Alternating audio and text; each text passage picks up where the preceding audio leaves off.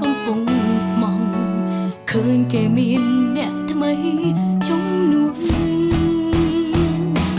មិនឃើញទេដែលបងធ្វើដាំងបែបនេះមានទួនាទីត្រឹមនៅមើលថែរបួងតែចង់ដេញដោលរកហេតុផលហេតុអ្វីក៏លែងស្មងហេតុផលទាំងអង្គបែរជាមិនស័ក្តិសមមានវិធីផ្សេងទេអាចឲ្យអូនក្រៅពីឈឺចាប់ចូលយំដល់ស្លាប់ក៏អូនសុខចិត្តប្រងបែបណាទៅបងមិន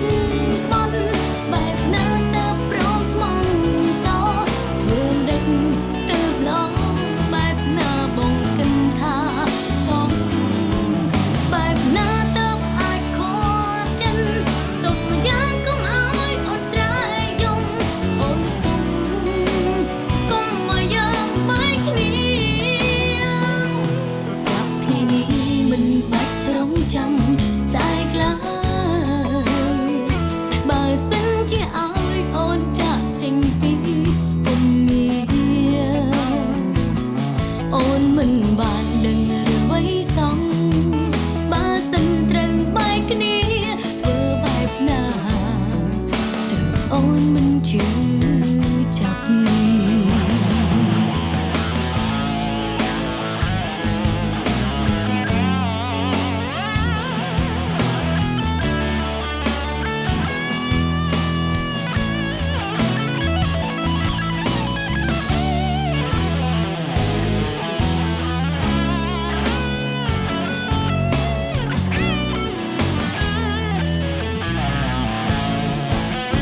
មានវិធីផ្សេងទេ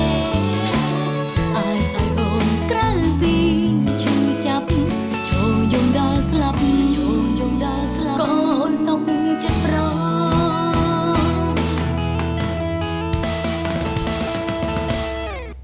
បែបណាទៅបងមិនក្បត់បែបណាទៅព្រមស្មងសធ្វើដេចទៅឡងបែបណាបងគិនថាសមបែបណាទៅអាចខកចិត្តសុំយ៉ាងកុំឲ្យអូនស្រែកយំអូនសុំកុំមកយើងបែកគ្នាប្រាប់ថ្ងៃនេះមិនបាច់រងចាំស្អែកឡើយបើសិនជាឲ្យអូនចាក់ចេញពីពុំងារអូនមិនបានដឹងអ្វីសោះបើសិនត្រូវបែកគ្នាធ្វើបែបណាទើបអូនមិនជឿ